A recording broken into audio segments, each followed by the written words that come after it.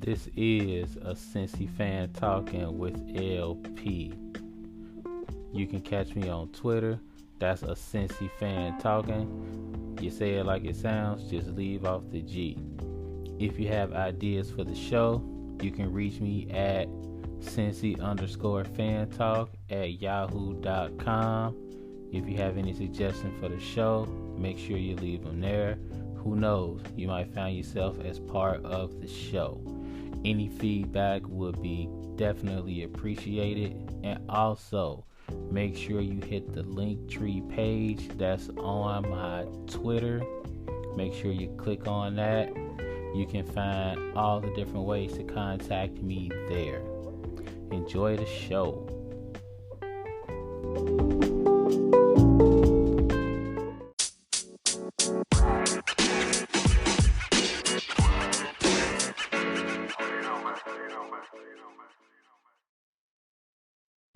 What's up? What's up? What's going on, everybody out there in podcast world? Welcome to another episode of a Cincy fan talking with LP, and of course, this is LP. Welcome to the humble pod, y'all. Appreciate y'all stopping past and listening to me for a short little spell as I get thoughts off of my brain from the past week, because that's basically what this is, me spilling out. Appreciate you stopping past.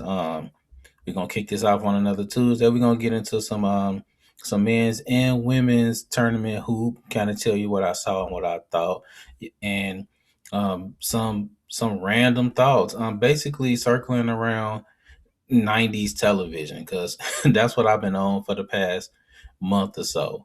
If you've been watching my Twitter feed and you pretty much know what it is, how I be going off on some of the stuff, we're gonna talk about that. But first, I gotta jump into what the Browns did. Now, this is a Cincy fan talking, so 95% of the time with this first segment, I'm talking about Cincy sports. But this kind of this kind of struck me a little bit different, because the Browns went out and I guess you can say they quote unquote got better. I guess you could say that, because they decided to pick up Deshaun Watson, quarterback that was in Houston. They picked him up, basically gave up a whole whop to get him. And for me, y'all, and I'm gonna just keep it 100 like I always do. This it kind of struck me as odd that the second the criminal charges got thrown out the window for your boy, if you hadn't heard, Deshaun Watson allegedly had some misconduct with 22 women, and they have decided to put a civil suit out there against him. There were also criminal charges, but the prosecutor decided that they didn't have enough evidence. They didn't want to go through with it. So the criminal charges are off the table. But the civil case is still pending. And he got 22 of them things. And for me, it's just wild that, and it's not just the Browns, because the Browns weren't the only people that decided to be like, you know what, we're going to go ahead and pick him up. There were 4 or 5 teams that were vying for this man's services. And if you listen to the pod from day one, then you know how I am about second chances. Um, I've always said this.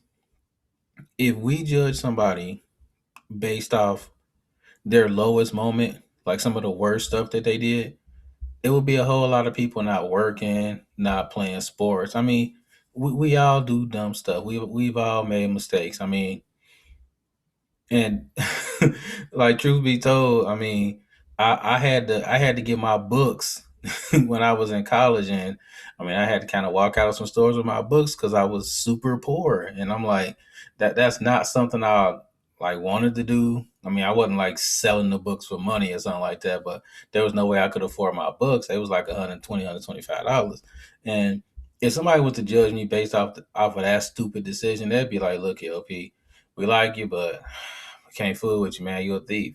And I'd be like, "No, no, no. You don't know the circumstances. You don't understand, partner. Chill out. Like, chill out. Calm down." But this for me, like, I don't.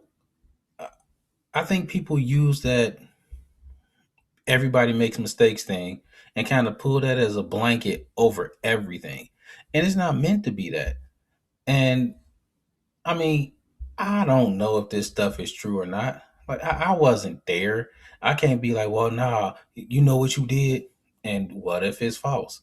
But at the same time, what if it's not? Like, and I just don't understand how it's so easy for athletes to just do their thing the second criminal charges are off the table. Now, he may get some games suspended once they reinstate him. But I just imagine me as a teacher walking into an interview with 22 civil cases on my head for stuff like that, for like conduct towards women. Like I can imagine what that interview would look like for the kid. I walk in, I'm like, I'm ready to do my thing for y'all. I love the kids. I'm deep in this math stuff. You show me what you need me to do. I got you done. Um, I'm good with extracurriculars. I mean, whatever you need. I'm a team player. And they go like, well, Mr. LP, what about these civil cases? Oh man, let me tell you. Then I start explaining. 99 times out of 100, they're going to look at me and go like, yeah, we don't really need that kind of trouble. We don't know if you did it or not, Mr. LP. We don't know all that. However, let's just let all of this, let's figure out what all this is first before we sign you up. And I got to respect that. I mean, I do. But, and this is not to hate on athletes. I mean, like I said, people make mistakes. But it just seems really, really icky to me that people can just take the word of one person over 22 people. And athletes are targets, man. They really are. Like I kind of feel for athletes and entertainers and stuff like that because I can do regular stuff and I'm not a target. Like, I can make little small mistakes. I can fall down outside. I can spill food on my shirt and stuff like that, and it doesn't make front page news. These famous folks, they make little small mistakes like that, and you see them on Entertainment Tonight, you see them on ESPN, and you're like, dang, they ain't really that serious. Like, athletes are targets. I agree 100%, but at the same time, to just discount 22 women like that, it just makes me feel if I were a Browns fan, I will feel kind of icky that that happened for my team. And everybody knows I'm a Cincy fan. They know I'm diehard Bengals. So the first the first thing I would hear back is, well, what about Joe Mixon? Here's the difference. The biggest difference. Everybody saw what happened with the Joe Mixon case. There's no way people can go like, well, this happened. Nah, dude was wrong. Was 100% wrong. He admitted that, came out and said, you know what? I messed up royally. I'm willing to accept whatever punishment happens to me. And I'm not saying I'm ready to move on, but I'm willing to use this as a teaching tool for myself to never let this happen again. And some people say he got provoked and stuff like that, but he was upright with it. He was like, look, you won't see crazy stuff from me again ever. And Joe Mixon's been stand up in the Cincinnati community. You hear nothing bad about Joe Mixon. He got the funny tweets, but he out here making our community better. Like, you don't hear recklessness. You don't see recklessness. And again, I don't know what Deshaun Watson did. I don't know if it's true or not, but it's not settled. Just because the criminal case is done, these women still need to be heard. We need to know if it's true or not. If I'm part of the Browns organization, I'm like, look, we like you, Deshaun. You do your thing out here. However, we would like to see how everything plays out first. And that's all I'm really saying. Like he just kind of just gets to run off and do his thing as if. And that kind of sort of makes me feel some type of way. And that happens continuously, especially with athletes. I mean, the NFL has a track record of seeing that happen. I mean, there's been a ton of people that have had issues with women in the NFL, but as long as the criminal stuff is good, they're good. Well, they got a civil case out, and they could get sued. People get sued every day. That's kind of like the NFL standpoint because when it's all said and done, these teams are trying to get W's, and if you can help their team get a W, they'll pretty much work with you. As a fan, I get it, but I don't. And it's not because I have four daughters, and it's not because I have a mom. No, everybody knows women in their lives. That's definitely the case, but that's not my go-to. My go-to is it fair to the people that are claiming they got victimized? Like, do they really want to see Deshaun Watson out here throwing footballs and they're taking him to court? I mean, it's just not a good look. And real talk, you probably won't hear anything about this 2, 3 weeks from now because everything will die down. People will talk about how Deshaun Watson can help their team, this, that, and the third. But for me, man, is it's kind of icky. Like it makes you feel kind of yucky. And the NFL has a history of yuckiness, racism and Black History Month and Latino Heritage Month. They'll put all that stuff out there, but you don't see Colin Kaepernick out here playing. Like he gets blackballed with the quickness. It's just one of those. It's just another icky feeling that the NFL leaves you with, because they're trying to make money, and if you can help them make money, they're with you. They'll kind of see you through it. But I find it interesting that the second you're seen as not quite up to snuff and you really can't get it done anymore, all of these issues kind of manifest themselves for the players. I feel like players need to protect themselves. And I also feel like there needs to be a vested interest in protecting women. And I just don't think you see that a lot, especially from companies because they just want to make dough. I mean, they're all about the dough, 100%. And that's just kind of how I feel about it. I'm an NFL fan. I love my Bengals and all of that. And I've struggled with this for a couple of years now. I love the game, but in a lot of ways, the game kind of sucks. Like once they get off the field, the business component just runs amok, and it's kind of disgusting to see. Um, I do hope everything gets settled. Like I said, I really don't know what happened because I wasn't there. I just want everything to get settled and all parties kind of say what they have to say, let the decision happen so everybody can move on and heal themselves. So, I mean, I hope Deshaun Watson does what he does in Cleveland, except when they play the Bengals. And, I hope he contributes to the community up there, really. And I hope he gets involved in some things that kind of uplift women as well, because I'm sure he knows it's looking bad right now. So, I don't think they need more people to dump on him. So, I'm going to go ahead and move on. um, I've been watching a lot of men's and women's college basketball, getting into the whole March Madness thing. I've been stuck to the TV when I'm not playing 2K. I've been kind of glued to the TV. It's been some really good men's games and some really good women's games. I'm really happy that the NCAA has decided to make the women's tournament look exactly like the men's tournament. The women have play-in games now. There's 68 teams in the field instead of 64.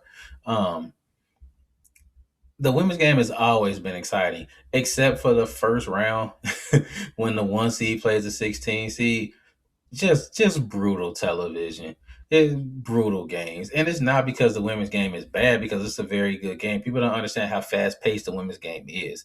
But to watch a 16 seed play a one seed, that shows you the biggest difference between men's college basketball and women's college basketball. That's the biggest difference to me, is the fact that the gap between the mid major teams and the upper echelon teams in the women's game, it's a huge gap. In the women's game, it seems like most of the really good players go to the best schools. And you got to build your brand. The best way to get to the WNBA is to ball out in the NCAA tournament. The best way to get to the tournament is to play on a good team. And in the women's game, all of the talent seems to be bunched up in the high major schools. You see them at UConn and Texas, South Carolina, balling in Stanford, places like that. Whereas in the men's game, talent is everywhere, because in the men's game, it's a little bit easier to beat big name opponents, even if you're at a small school, because the talent gap is a lot smaller. You'll see really good players in all types of conferences: Missouri Valley, Sun Belt, Mountain West.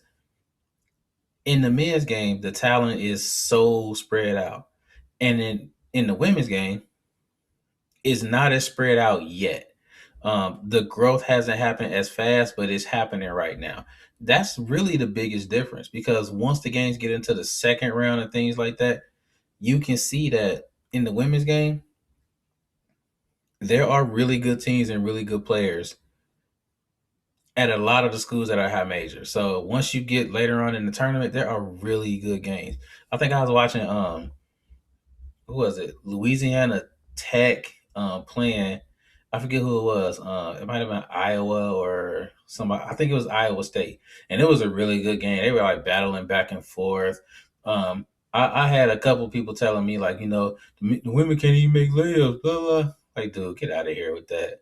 Like, I I I would like to see some guys just try to take on some of these college women in a basketball game, so you can understand how good they really are. Because I mean, I've seen it firsthand.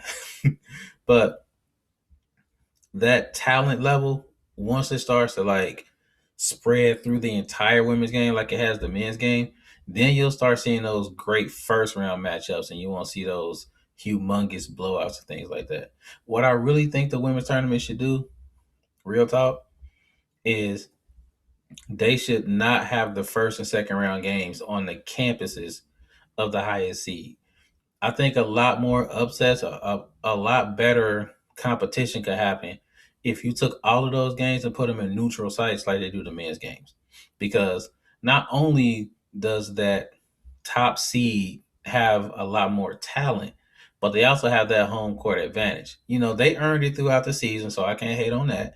You ball out throughout the whole year, there needs to be some reward, but I think there should be kind of a different reward, because it's already tough enough to beat a UConn, to beat a South Carolina, but to have to go on their court to do it, that's that's a tough task right there. So I would take all of those games, just like the men's tournament, and put them in like 8 neutral sites.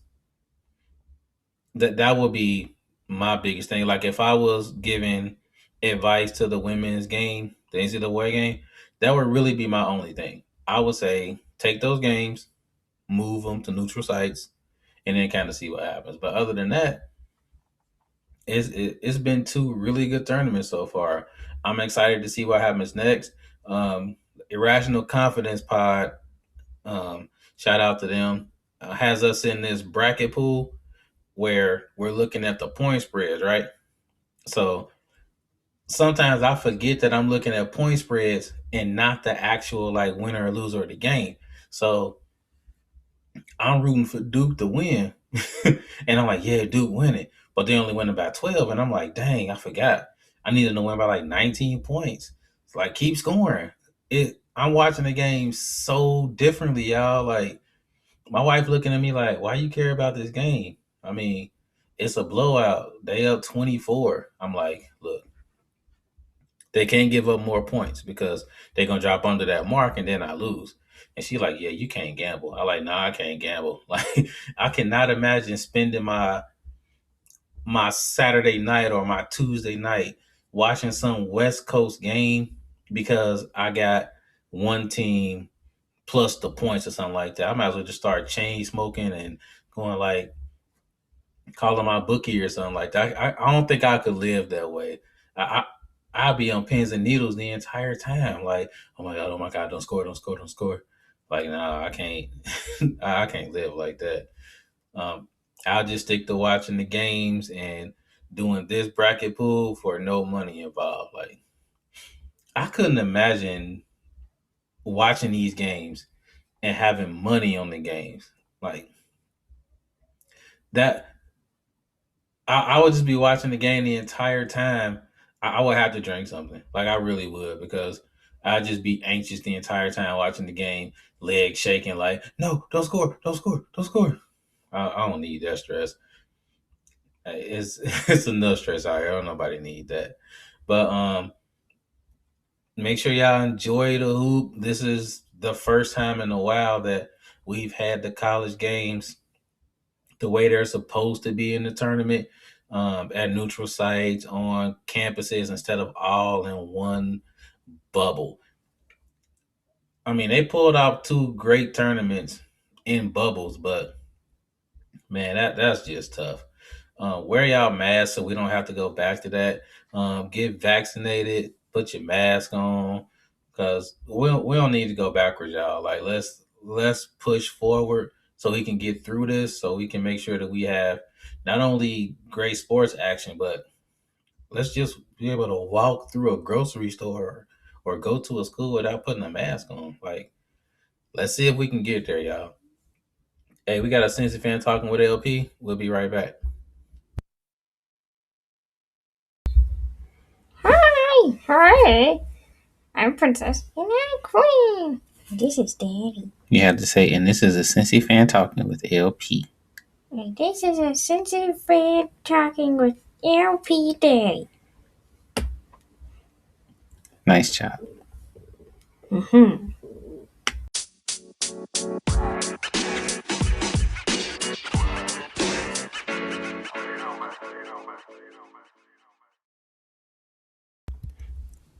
What's up? What's up? We are back. We are back. Welcome back to the pod, y'all. Quick side note. I just saw a commercial where they were playing like Christmas music and it's March. And it freaked me out as soon as I heard it. You know, the little ding dong. I'm like, I had to look on my phone and see what day it was. I'm like, hold on. Yeah, March. Right. Why are y'all playing Christmas music? Then they bust out of their house and they go like, it's the most wonderful time of the year. Welcome to summer. I'm like, okay, don't play with me like that. Like it's March. I know some of y'all just taking y'all trees now, so y'all might not realize that we've zoomed past January and February and made it to March, and that's cool.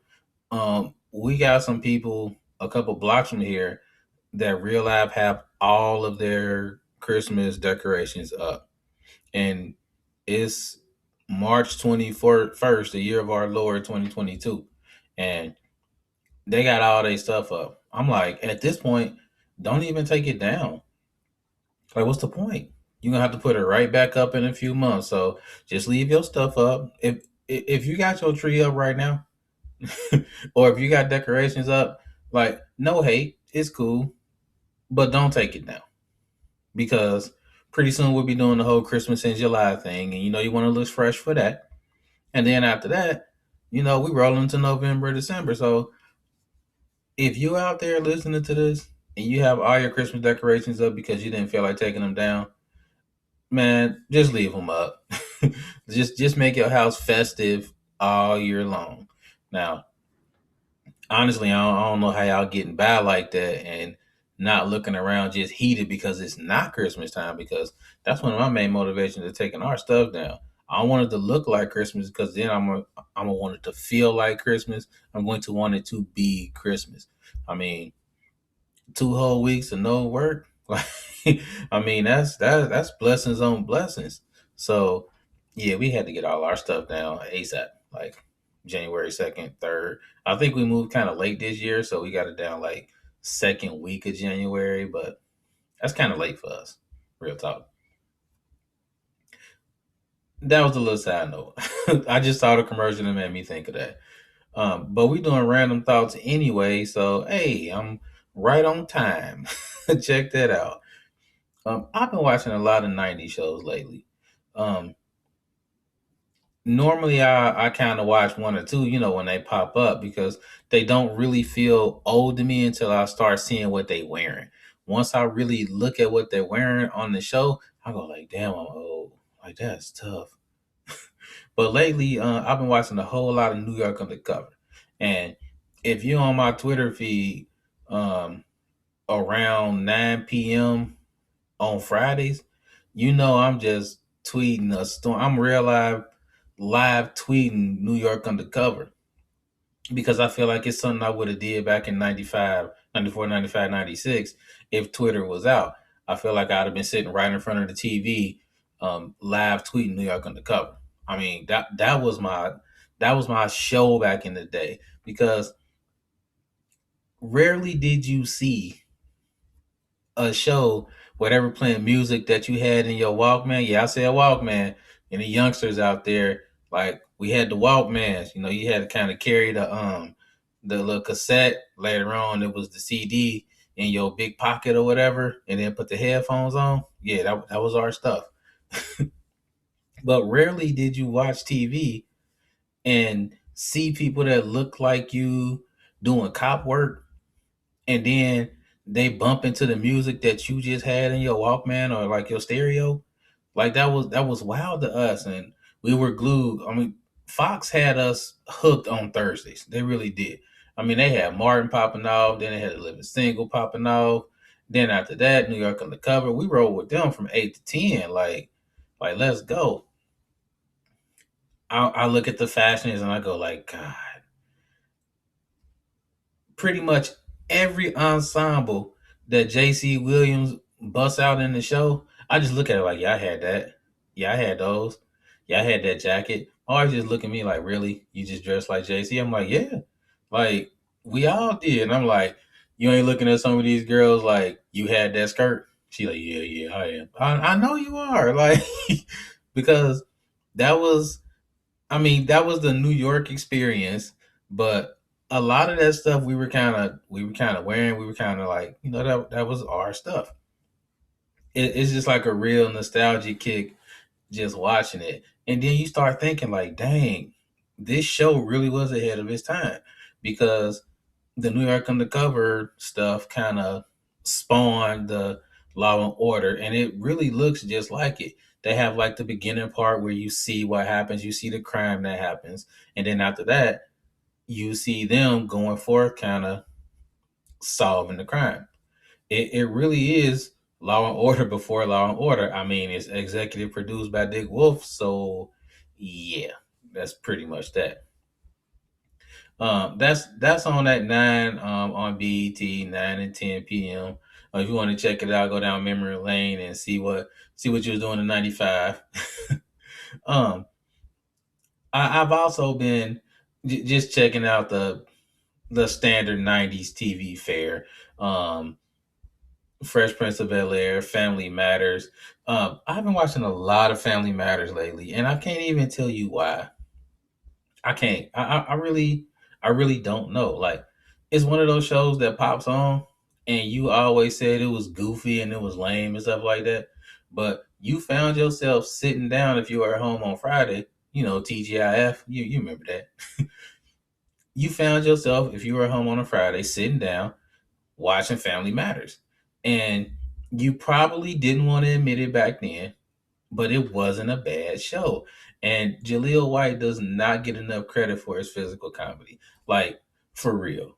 I mean, dude was just flopping all over the place and had you in stitches.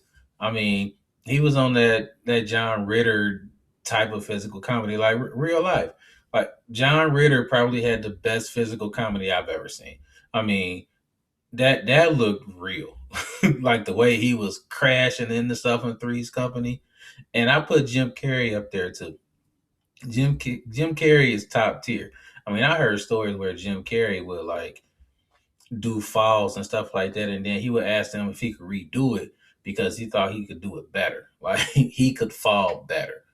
I'm like, wow, like that's real life, like loving your craft.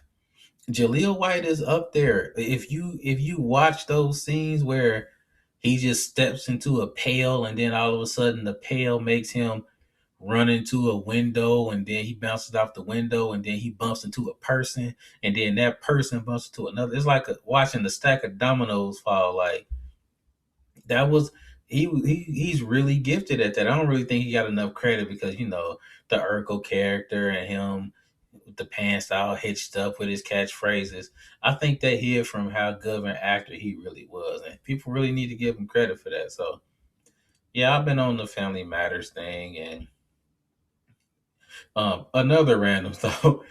Why did all of Eddie Winslow's girlfriends look exactly the same? Like that tripped me out. Sometimes I just kind of look like, dang, is that the same girl? Like, no, it's like three or four different women that looked exactly the same. I'm like, can we stop typecasting Eddie Winslow's ladies? Like that that was kind of wild to me too. But um then I started watching The Fresh Prince of Bel Air because I always do, and it kind of made me remember that I had to say this. Um, from now on, here's how LP's gonna do his reviews. I'm gonna do the overview first, and then give you another review when the show concludes the season. I feel like that's only fair because I deeply discounted how good Bel Air could be. Bel Air, the show that's kind of set in today's times. It it is surprisingly good, given what I thought when I first saw like the beginning trailer and the first 3 episodes. From that, I kind of had a picture in my head of how the rest of it was gonna go, and I'm like, I really don't know if you want to watch this, but I think I said if you were a fan of shows like All American and stuff like that, that you would like this show. I'm gonna retract that. I'm gonna say if you are a fan of good dramas, you're gonna like this show. Um, they found a way to make the show seem familiar by using the same characters and having the characters go through stuff they went through on the sitcom, while at the same time making it relevant to today. And that's really tough to do because people like me, we get stuck on what we know, right? We really get stuck on how the show should look. Nah, Ashley would never do that. Nah, Hillary wouldn't say that. And once you get to about episode 5, episode 6, you realize that this is the same show, but it's not.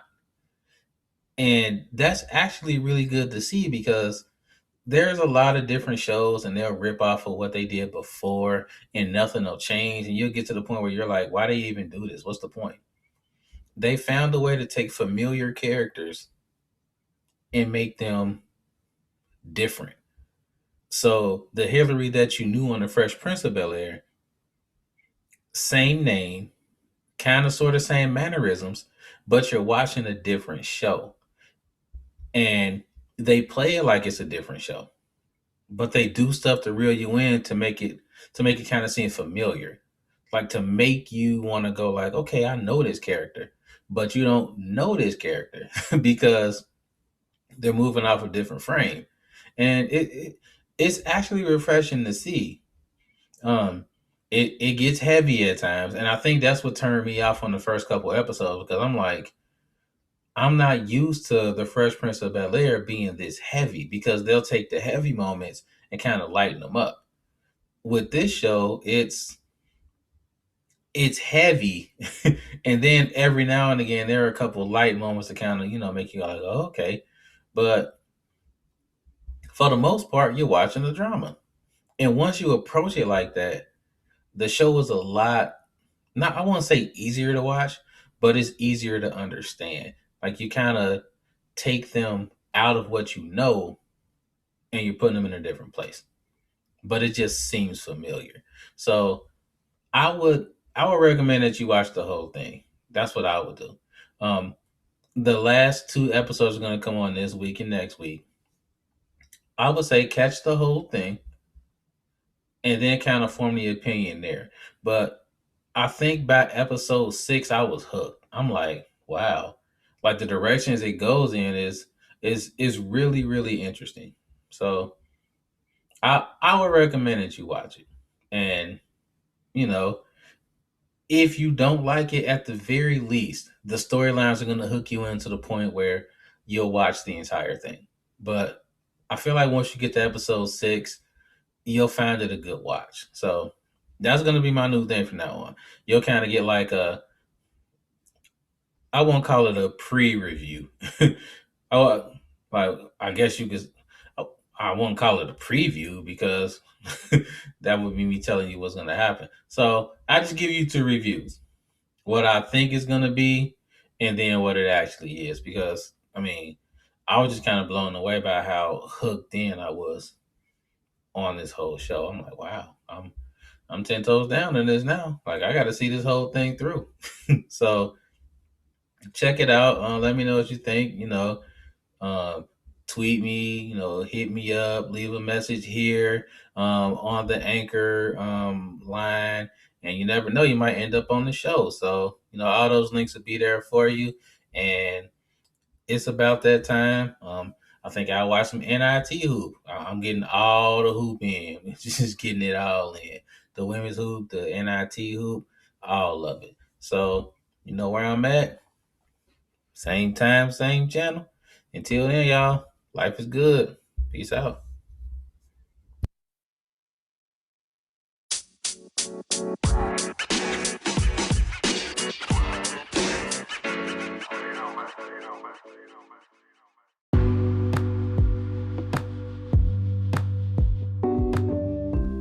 If you're not ready for the conversation to end, I'm not either. Make sure to catch me on Twitter. That's the Cincy fan talking. Leave off the G at the end of it, and we can keep the conversation going. Also, don't be afraid to hit that subscribe button so you can catch the next episodes.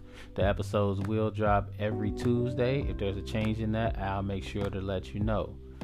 Appreciate the support. As always, life is good.